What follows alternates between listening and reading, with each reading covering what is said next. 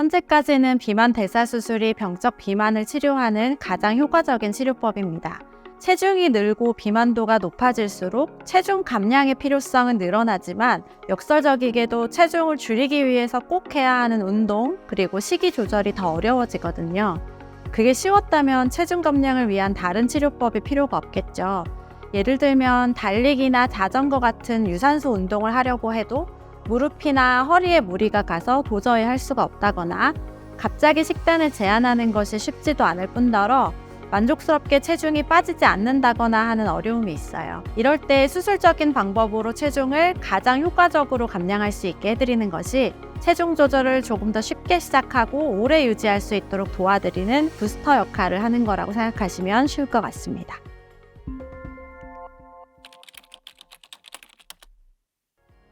꼭 그렇지는 않고요. 물론 체중 감량이 가장 중요한 목적이 되겠고 또 그 이유가 미용상의 목적보다는 비만 동반 질환, 즉 고혈압, 당뇨, 고지혈증, 심혈관 질환, 위식도 역류, 관절 질환, 또 코골이 같은 관련된 합병증들을 체중을 줄임으로써 함께 치료하고 예방할 수 있도록, 즉 건강하게 살 수 있도록 해드리는 목적이 가장 큽니다. 또 비만 여부와 관계없이 제2형 당뇨병으로 인슐린 치료와 같은 약물을 많이 쓰는데도 조절되지 않는 경우에 수술로 인해서 당뇨를 개선시켜주는 효과를 기대할 수 있기 때문에 비만 수술이 아니라 비만 대사 수술이라고 이야기합니다.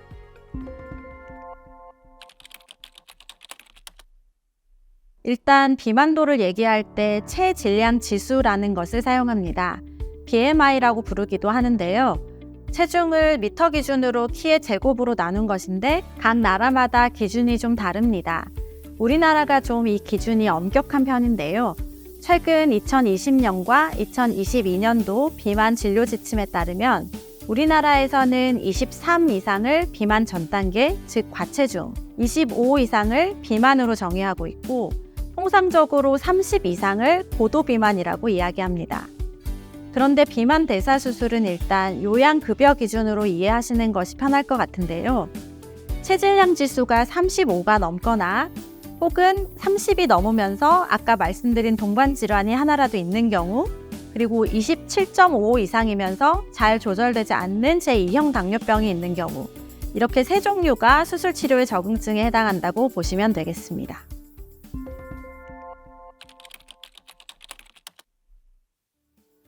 가장 대표적인 위 절제 수술 방법으로 먼저 위 소매 절제술이 있습니다.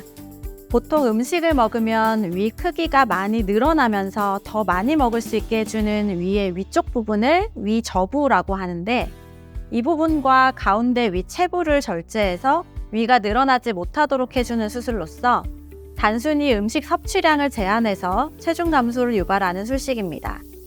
이 수술을 하고 나면 일정량 이상의 음식을 섭취하거나 음식물을 급하게 빨리 먹으면 불편감이 생겨서 더 먹고 싶어도 먹지 못하게 됩니다. 그리고 그렐린이라고 하는 식욕 호르몬이 주로 나오는 부위를 절제하기 때문에 식욕 조절에도 도움이 됩니다. 또 하나의 대표적인 술식은 루아이 위 우회술이라고 하는데요. 위를 절제하는 대신에 위의 대부분의 부분을 통과하지 못하도록 위의 입구에 20에서 30cc 정도의 부피만 통과할 수 있는 작은 주머니를 만들고 소장과 이 부분을 연결해서 섭취한 음식이 대부분의 위와 십이지장, 소장의 일부를 통과하지 못하고 우회하도록 만드는 건데요. 음식의 섭취도 제한하고 또 동시에 열량의 흡수도 제한시키는 술식입니다.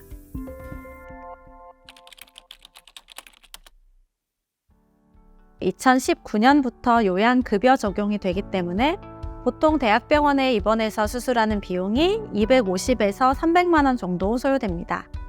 입원 기간은 외래에서 수술 전 검사와 준비를 모두 마치면 수술 전날 입원해서 수술하고 다음 날부터 퇴원이 가능하기 때문에 4박 5일 정도 생각하시면 되겠습니다. 일상으로의 복귀는 집에서 생활하는 생활 반경 정도로는 바로 복귀가 가능하고 직장이나 사회생활 같은 경우는 일에 따라서 또 개인 회복 정도에 따라서 다르겠지만 저는 보통 2주 정도는 식단에 적응하고 회복하는 기간을 가지시라고 말씀드립니다. 아무래도 급속도로 먹는 양이 줄고 체중이 빠지기 때문에 체력적인 부분도 그렇고 직장 생활하면서는 첫 식이 조절에 적응하기가 어렵거든요. 그래도 사무직이나 좀 앉아서 하는 직종의 경우는 빠른 복귀가 가능할 것 같고, 체력이 많이 소요되는 직종에 계신 분들은 적어도 2주 이상은 시간이 필요하지 않을까 싶습니다.